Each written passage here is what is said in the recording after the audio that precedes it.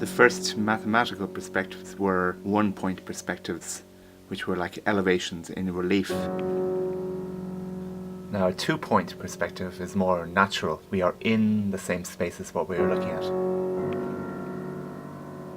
With 3 points we can move closer again, like we're inside the picture, although we're not.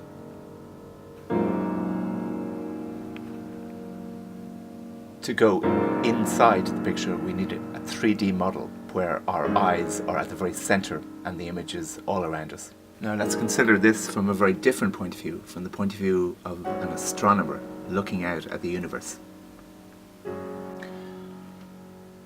When we look out into space, we also look back in time. We see the closest star as it looked about a decade ago, and the most distant galaxy as it looked about 13 billion years ago.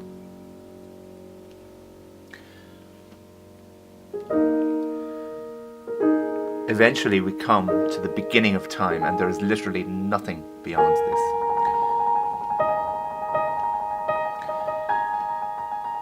Let's not forget that the universe is expanding, so the surface of this sphere is the universe when it was very, very small. When it was very, very hot.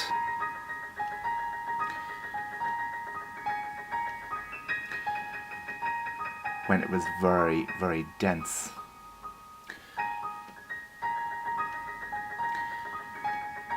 When it was very, very simple.